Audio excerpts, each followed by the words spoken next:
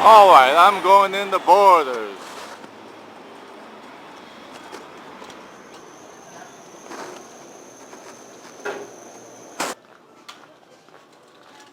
Pardon me, sir, do you have Crash Proof?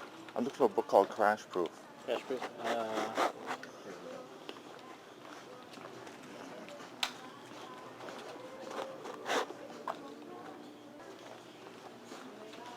Guys, give me a runaround.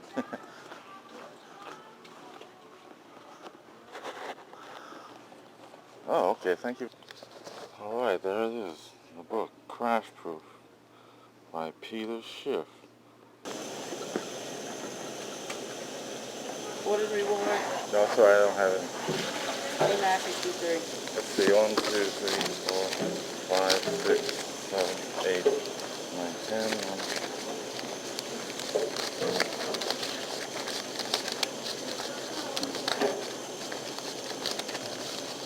Alright. Sorry. That's okay. You need a bag? No, that's alright. Have a good one. Thank you very much. Crash Proof, well, alright, looks like a pretty slick book. Alright, the cover says, from both an economic and monetary perspective, the United States is a house of cards. Impressive from the outside, but a disaster waiting to happen beneath the surface. Damn, it's too noisy in here. Alright.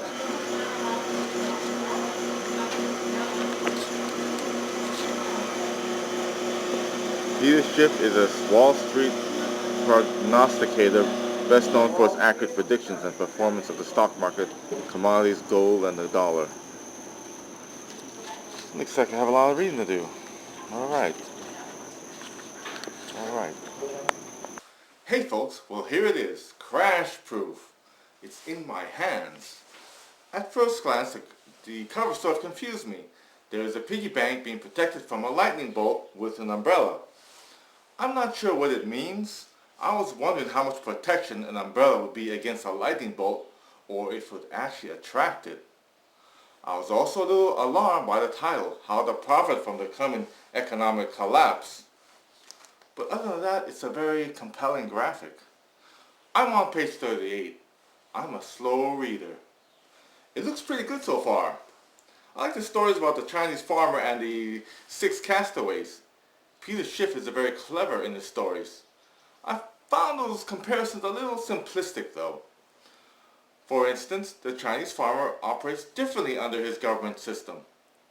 The laws under communism controls the economy differently than the United States system when property rights are taken into account. Under Marxism, the idea is that the state controls all land with less individual rights. Under U.S. law, property rights and their values are sold privately to people, and that causes a lot of speculation with the buying and reselling of property, leading to inflated cost of living and inflated profits. So, when the U.S. does trade with the communist government, there would be a trade imbalance right at the onset, with production being higher on the system that practices the values of property differently. The cost to produce food would be dramatically reduced, which would make it cheaper to buy food from Farmer Chang. Just think if Farmer Chang had to pay off a mortgage for his farm in the millions of dollars like some of the U.S. farmers do. His prices would go up to the same level as the prices in the U.S.